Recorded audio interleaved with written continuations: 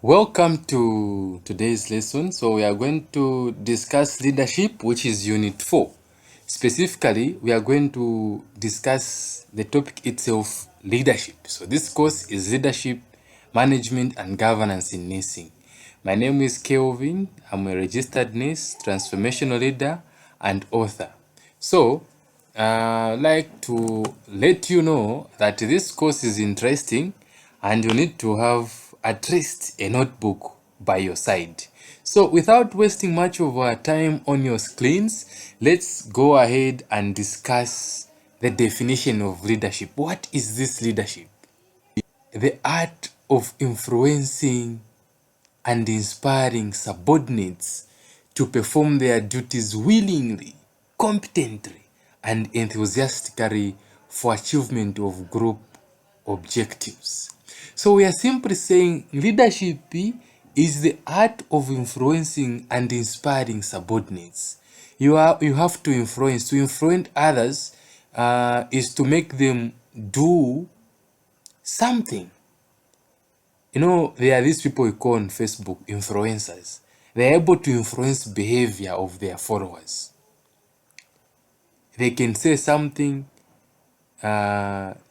You guys who follow international news, recently Elon Musk had posted about the people not subscribing with Netflix. And we have seen a lot of people have stopped subscribing to Netflix.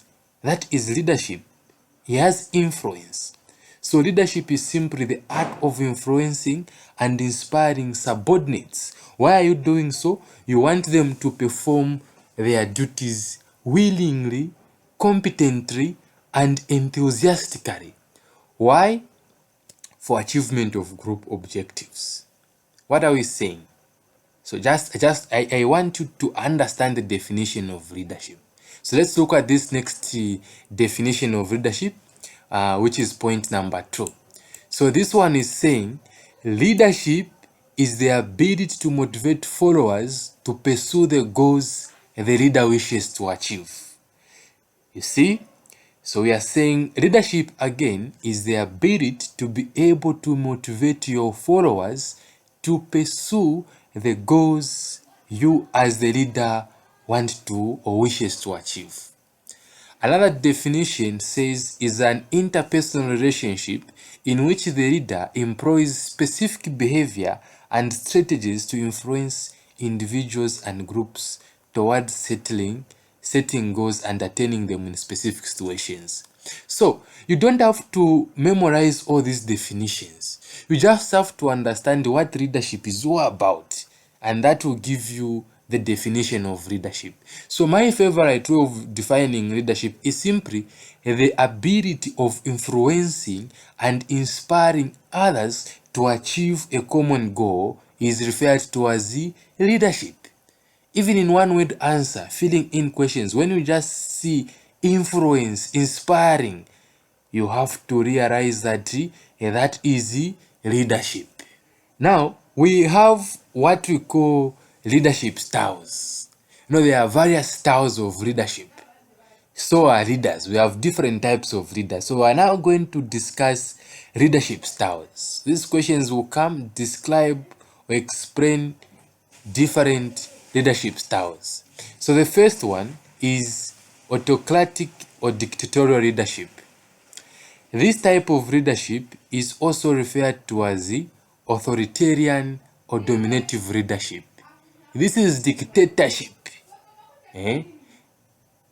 So when we say authoritarian or dominative leadership, you English people know how to pronounce these words nicely. Yeah. So when you hear the word autocratic or dictatorial, the dictator, we know dictators. We know Museveni from Uganda. We know this president from Rwanda. Those are dictators. There is dictatorial leadership there. Yeah. So this type of leadership is also referred to as authoritarian. Leaders keep the decision-making authority and control in their own hands and assume full responsibility for all actions. It is the commanding style, do as I say because I'm the boss. These leaders make all decisions without seeking much input from individual. So if you are a Canese writing nice written exam, you are going to say autocratic is also known as dictatorial, also as authoritarian. In this type of leadership, the decision-making, authority, and control lies in the hands of the leader. The subordinates have no say. The leader makes decisions on everyone's behalf without consulting anyone on most of the times. It is the do as I say because I'm the boss. This is autocratic leadership. So the structure and the entire work of this dictator or authoritarian leadership, you find that it is in their own way of that leader, and they expect the workers to follow the orders that they make. You know, there are these in charges when you go in certain words. They don't listen from anyone. Those are dictators, yeah, authoritarian leaders, autocratic leaders.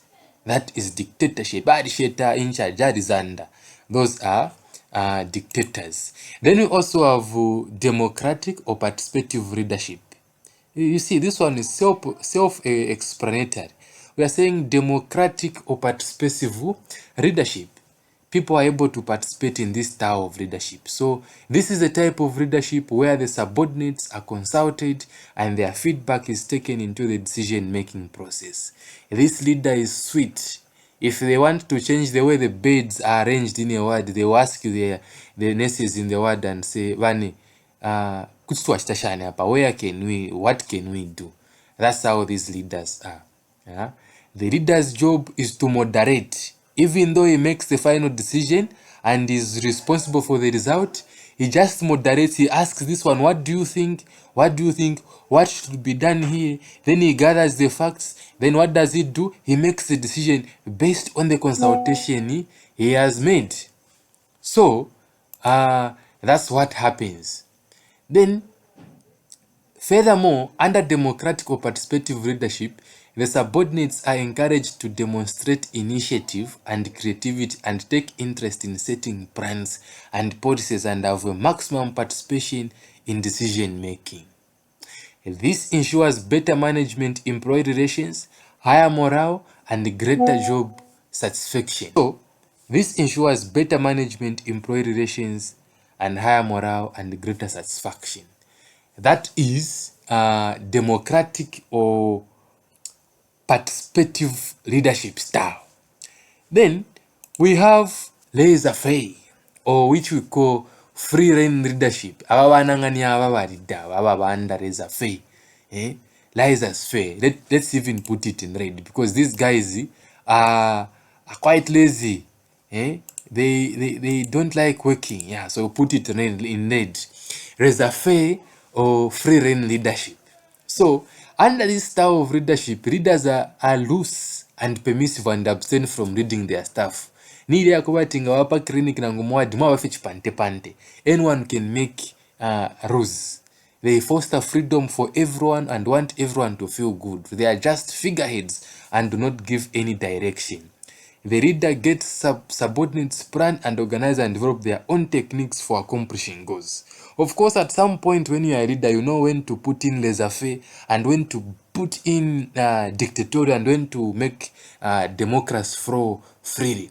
Now, this laissez-faire, a leader is just that man who is like, ndimwe bakuru, muri bakuru bonsefi. So such type of a leader is not so good. You need to guide people to a certain way. We are put in that place to be at least to moderate, like the way the leader under democratic or participative leadership does.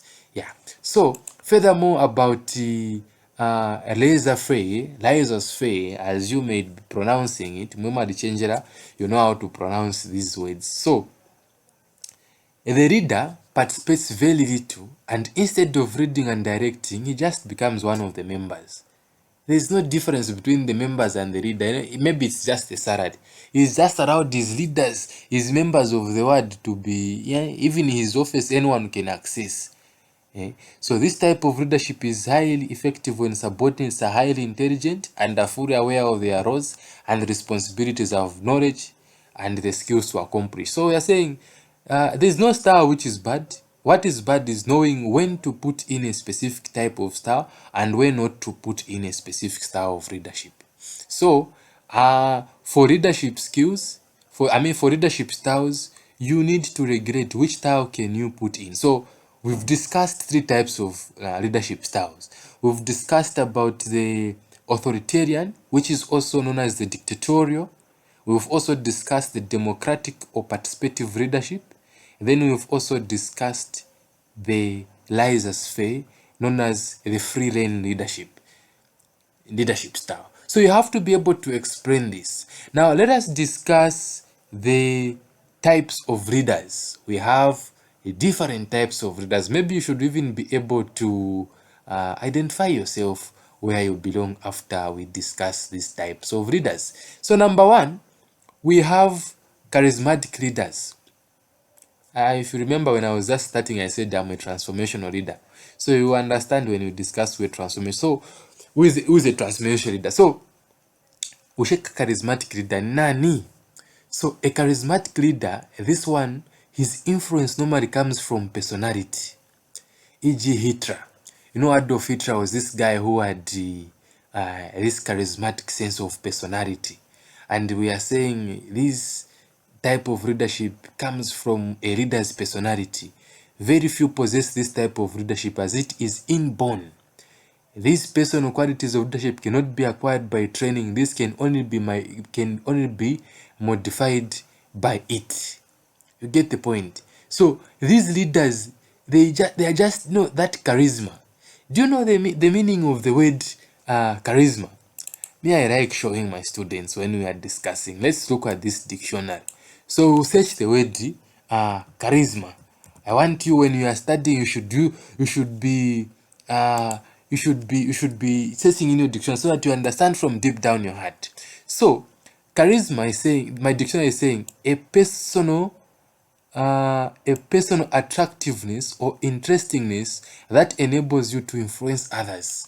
So you just attractive, and people just have this ability to be interested in you. That is what you mean to be charisma. What if it's charisma? Some of us, we are just charismatic. Have you seen how you are enjoying this session? There's just some sort of charisma. All of a sudden you are like him. That is because I have this natural charisma. But like Adolf Hitler, I won't use it to be a dictator. No, I'll use it to do what? To impart knowledge in what? In you.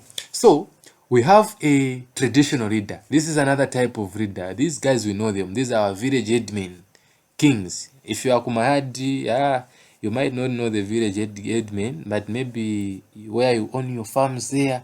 Yeah, but we have traditional leaders. This position is assured by birth. For example, kings.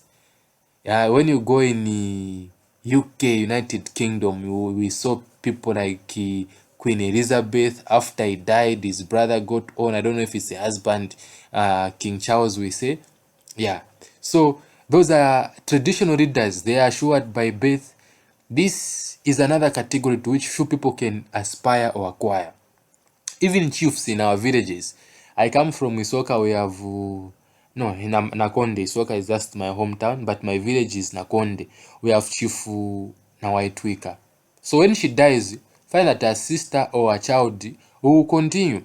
So I cannot start aspiring to be a chief, especially where I come from, because if the kingdom is for the Siamese, me am Skombe. If the kingdom is for Siame, it will continue just being through the family of Venesiame. Me as a Skombe, I cannot aspire. So very few aspire for that. So when you're explaining kutrondora bueno sana, traditional leaders, this is a type of leadership. These are type of leaders which get this position by birth. For example, kings or chiefs, most of them, they learn through families or certain cultures, just like that. Yeah. There are few or no opportunities for traditional leadership at work. The other one we have is a situational leader. The leader's influence can only be effective by being in the right place at the right time. This kind of leadership is too temporal in nature to be of value in an organization. So when we say situational leader, when there's just a situation, that's when this one will show up and do wonders. There are times, I remember one day, we were in traffic. I was coming in town going home. So, just there was 2 traffic buses were not moving. Then the conductor, which was in a bus where we were, just stepped out. He started moving cars, telling drivers what to do, and things happened. Before we realized it, our bus was again moving. That was a situational leader who championed that situation, effective for that situation. So that is situational leader. These are just they are only effective at the right place and the right time. Then we have appointed leaders. The leader's influence arises directly out of his position. For example, managers. This is a form of appointed leadership. This position has influence with legitimate power in the hierarchy, and it is a bureaucratic type of leadership. When we say bureaucratic type of leadership, this is a type of leadership which is by the paper. People follow the rules, they follow the instruction. That is bureaucracy. When I say I'm bureaucratic, I mean I will deal with people according to what is written on the paper.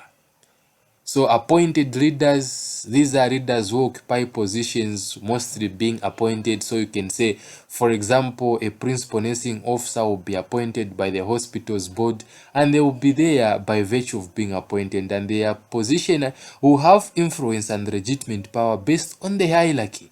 And it's bureaucratic. What do we mean? Hierarchy, it is steps. There's number 1, number 2, number 3. There's a medical superintendent at a hospital. Then there are these chief nursing officer and other departments, so to say.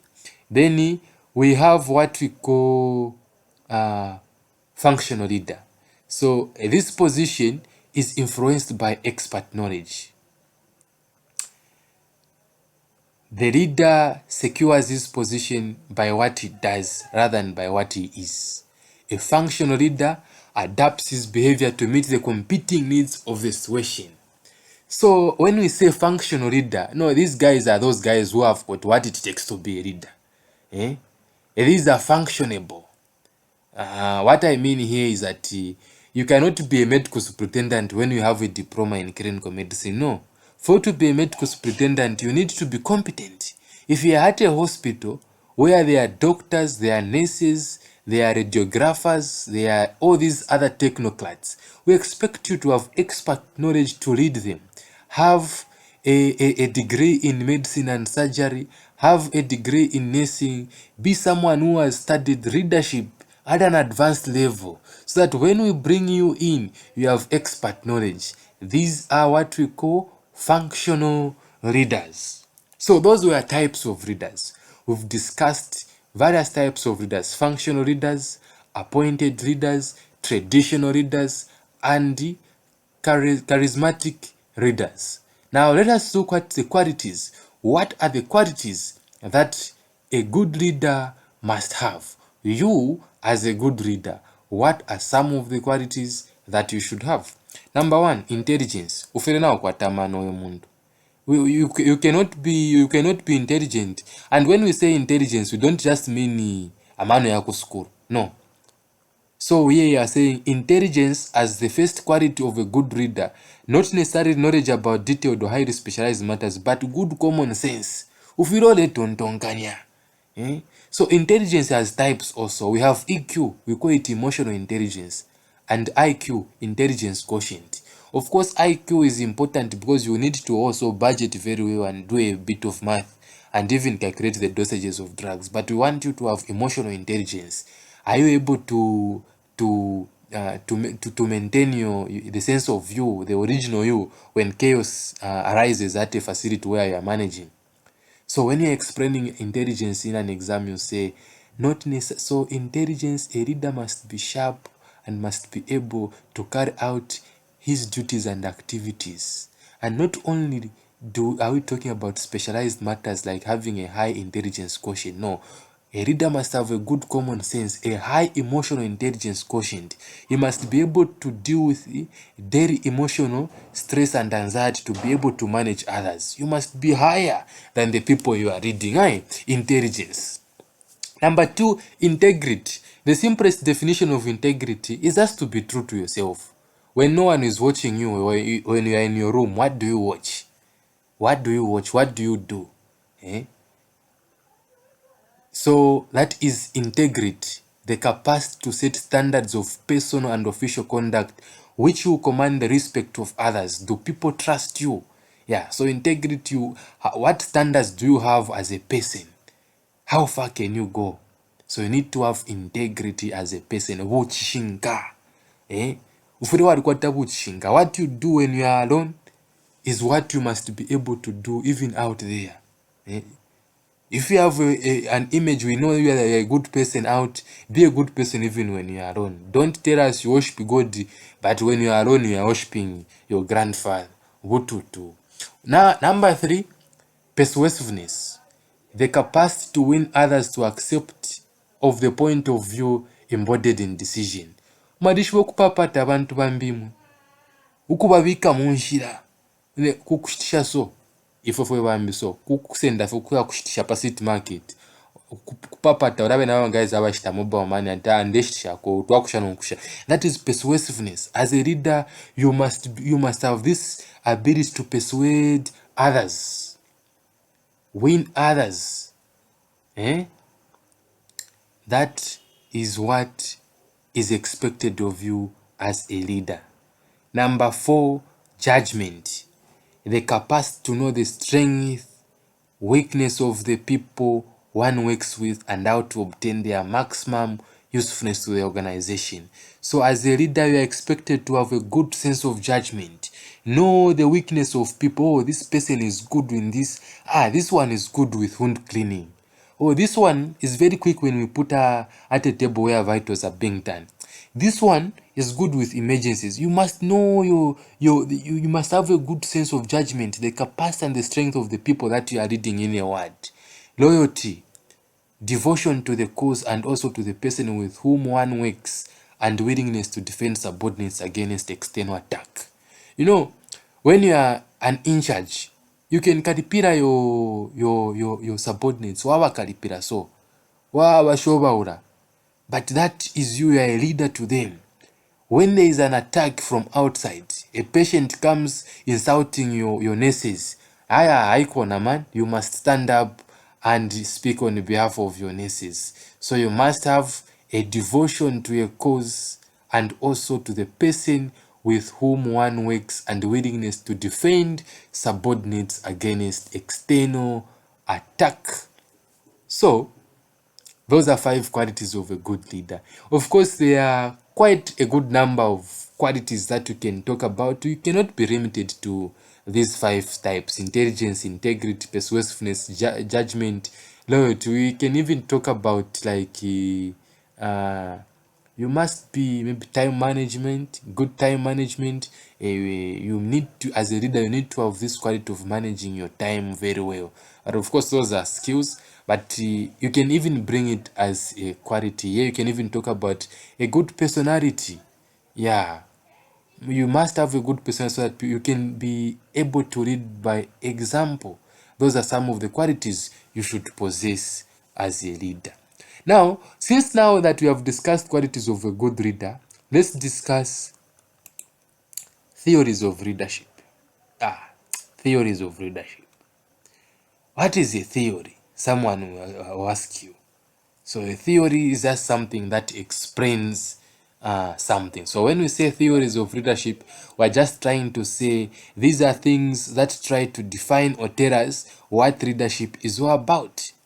The first theory of leadership that we have, or that I have in this PowerPoint, is trait theory. This theory postulates, oh my God, Chisungwijo. This theory postulates that people are either born or not born with qualities that predispose them to success in leadership roles. That is, that certain inherited qualities such as personality and cognitive ability are what underlie effective leadership. There have been hundreds of studies to determine the most important leadership traits, and while there is always going to be some disagreement, intelligence, sociability, and drive, aka determination, are consistently cited as key qualities. So when we are discussing trait theory, what is a trait first? What is a trait? So guys, a trait is just characteristic. When we say traits of a human being, we are trying to say something that describes this man, like what are your characteristics? So here, this trait theory is saying, this theory says that a person can only be born as a leader or not born with qualities of a leader. So when you are writing about trait theory, so this theory says that people are either born or not born with the qualities that predispose them to success in leadership roles. This theory says that a person must be born with qualities of a leader to be able to be a good leader.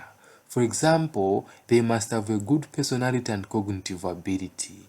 They must be social and have a good drive and also intelligent to be a leader. That is trait theory. So iranda fata abantu bafyaru afi ama leaders. This is trait theory. You get the point, ka? Skills theory. This theory states that learned knowledge and acquired skills, abilities are significant factors in the practice of effective leadership. Skills theory by no means disavows the connection between inherited traits and the capacity to be an effective leader. It simply argues that learned skills, a developed style, and acquired knowledge are the real keys to leadership performance. It is, of course, that belief that skills theory is true that warrants all the effort and resources devoted to leadership training and development. So ila nafatu yopako barido fulina wakwatama skills. You need to have attained and learned a lot of knowledge. You must have acquired skills and abilities to practice as an effective leader. So that is all about, skills theory. It's just saying that as a leader, you must have skills, you must have acquired a lot of skills, and you must have the ability and a lot of knowledge for you to be a leader. And guys, that's just true. Imagine your in charge doesn't know how to cannulate. Because when you fail to cannulate a child, people rush to their in charge. Now, if you do not have the skill to, you need to have skills. So that is skill theory. So we've talked about trait theory. We've talked about skill theory. We are now discussing situational theory. These theories go hand in hand with the types of leadership. Remember, we talked about the situational leaders. Now we are talking about situational theory. So this theory suggests that different situations require different styles of leadership. That is, to be effective in leadership requires the ability to adapt or adjust one style to the circumstance of the situation. The primary factors that determine how to adapt are an assessment of the competence and commitment of leaders' followers. The assessment of these factors determines if a leader should use a more directive or supportive style. So this one just says, guys, no, there is no proper theory here. There's just according to the situation. When it comes to leadership, you need to have different styles of leadership. Have skills, have trait, dictatorial, have democracy, have laissez-faire. This is what we are calling situational theory. According to the situation, put in that type of leadership that is going to be effective for you to achieve the goals of an organization. Now, even guys, you agree with me that could have a time we might cover if you are leading people, why should I focus? I should not tolerate nonsense. No one will go and live. We should do the work. Wazanda fe. Na work yachitashani. Yachitika. Then we have contingence theory. So what does contingence theory say? So this theory states that a leader's effectiveness is contingent on how well the leader's style matches a specific situation or setting. In situational,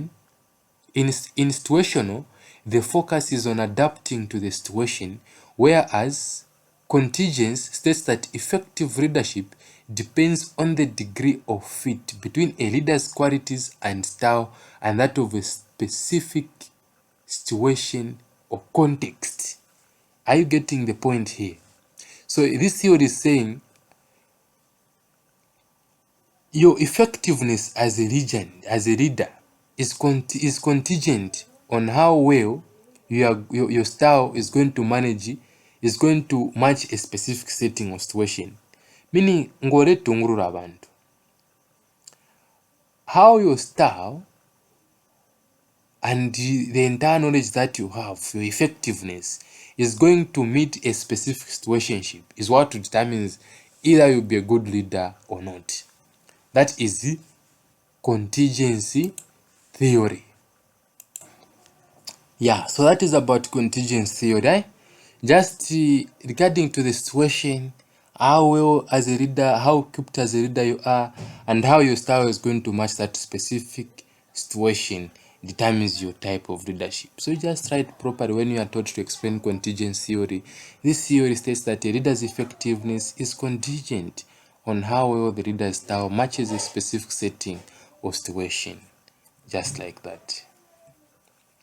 Yeah, then we have transformational theory. So I'm a transformational leader, and this is always my favorite type of theory. So transformational theory, this theory states that leadership is a process by which a person engages with others and is able to create a connection that results in increased motivation and morality in both followers and leaders. Have you seen how you are enjoying this course? Can you agree that I'm a transformational leader? I increase that motivation and morality for you to reign properly. Yeah, so that is it. So transformational leader is all about transforming people so that you can create a connection that will result in your people having motivation and the morale to work. It is often likened to the theory of charismatic leadership that espouses that leaders with certain qualities such as confidence, extroversion, and clearly stated values are best able to motivate followers. So we are talking about transformational theory here. We are just simply saying that this theory says a leader or leadership is a process by which a person engages with others and is able to create a connection that results in increased motivation. From the word itself, transformational, you are transforming something into something else. Can I preach? Oh, no, I'm a Jehovah's Witness. I don't preach. Oh, we preach door to door, but not those type of preachers where pastors say, "Can I prophesy?" No. But I can prophesy that you are going to clear your leadership exam. Yeah, so to say. So the key in transformational leadership is for the leader to be attentive to the needs and motives of followers in an attempt to help them reach their maximum potential. In addition, transformational leadership typically describes how leaders can initiate, develop, and implement important changes in an organization. So this theory is often discussed in contrast with transactional leadership. You need to look out all these other terms, transactional leadership, where you give something and someone. It's transactional. I give you money, you give me money. I withdraw, you give me cash. I deposit, you give me digital currency in my mobile money. That is transaction. So that was about the theories of leadership. We've talked about transformational leadership. We've talked about situational leadership, trait theory. We've talked about skills theory. Yeah, so all those are theories of leadership that you might be asked on to explain. And you must be able to explain them. Yeah, so transactional theory, still discussing the theories. So this is a theory that focuses on the exchanges that takes place between leaders and followers. It is based on the notion that a leader's job is to create structures that make it abundantly clear what is expected of his or her followers and also the consequence, such that rewards and punishment for meeting or not meeting these expectations. So this theory is often likened to concept and practice of management and continues to be an extremely common component of main leadership models and organization structures. So that is transactional theory. Exchanges that take place between leaders and followers. You know that when I do this job, my leader must give me some sort of money. So that is how it should be. Then we have servant leadership theory. This conceptualization of leadership reflects a philosophy that leaders should be servant first. If I'm not a transformational leader, I'm going to be a servant leader. I love leadership and I would prefer to be a transformational leader, someone who is trying to inspire, motivate, and give morale to other people. Or else, I would love to be a servant leader. Serving others should be servants first. It suggests that readers must place the needs of followers, customers, and the community ahead of their own interest in order to be effective. As a reader, guys, even as you go ahead and be in charges, when you clear your leadership exam, you go out there, I want you to be a servant reader. Always make sure that your nurses in the ward have their needs that should be given to them in that ward. Always ensure that your patients are receiving the best care possible. That is being a servant leader. The idea of servant leadership has a significant amount of popularity within leadership circles, but it is difficult to describe it as a theory, in as much as a set of beliefs and values that leaders are encouraged to embrace. So guys, that was leadership. You must be able to write about leadership. So that is the end. You have to be able to subscribe to my YouTube channel. If you're following me on TikTok, at least click that follow button. Then for tuitions, you can just text me on my number 096331 3898. Please follow me on Facebook. My name is Kombeke Kelvin. After this one, we are going to do a 2021 paper where I saw questions about leadership. Hopefully you are taking notes. I love talking. We can spend an hour talking, but I don't want us to go close to an hour. This is enough. See you in the next topic, which will be problem solving. Thank you.